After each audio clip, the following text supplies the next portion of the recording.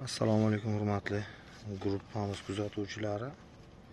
Demak, bugun qisqacha sizlarga shu stratifikatorda payvand qilingan ko'chatlar to'g'risida ma'lumot bermoqchi edim. Demak, fevral oyini 25-sanasida payvand qilib stratifikatorga qo'yilgan va demak 20-mart kuni yerga o'tkazilgan ko'chatlarimiz. Holatlari, o'sishi juda ajoyib. Navda surishi, mana navdalari pishishni boshladi. Ko'chatlarimiz 1 metrdan ziyod, ayrimlari ko'rishimiz mumkin. Mana 2 metrgacha o'sgan.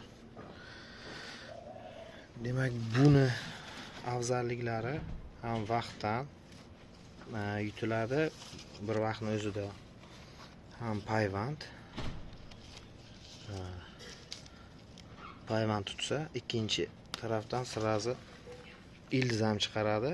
Shu sababdan ya'ni 1 yilga ko'chatchilikda 1 yilda hosildan 1 yil, ya'ni o'rtacha 2 yil yutishi mumkin.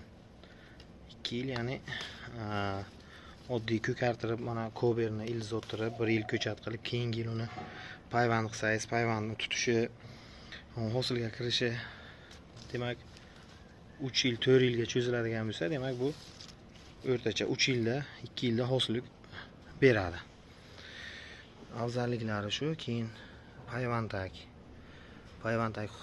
payvandakka keladigan bo'lsak, kober bo'ladimi yoki boshqa payvandaklar bo'ladimi? Birinchi o'rinda payvandaklar demak o'sha kasalliklarga, filaksera deymiz, yoki bo'lmasa boshqa kasalliklarga, qurg'oqchilikka o'ta chidamli. Bu payvandaklarimizni shaxsan o'zimda 10 ga yaqin turi bor. 10 xil turi mavjud. Bu yerda o'zi kober bilan Rupariya 101 14 payvandagi bor. Qolganlariga keyingi yildan payvand qilamiz. Payvandaklarning xususiyatlari juda yaxshi, xususiyatlari ko'p. Shuni inobatga olib, bemalol payvandakka ulangan uzun navlarni yetishtirishni, ya'ni xonadon bo'ladimi, bog' bo'ladimi, shu ko'chatlardan foydalanishlaringizni maslahat beraman. Oddiy o'zidan ildiz chiqarilganga nisbatan hosildorlik jihatdan ham yoki kasallikka chidamliligi, boshqa taraflama ham o'ta qulay va juda kerakli deb hisoblayman. Bu yerda bizada demak Avatar, Lamborghini, xo'sh, demak R32,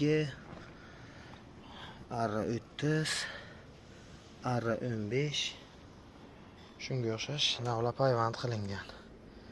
Endi R32, 30, 15 lar cheklangan miqdorda, ya'ni juda kam, 2 ta, 3 ta eksperiment tariqasida payvand qilingandi, lekin demak Avatar, Lamborghini yetarli miqdorda payvand qilingan.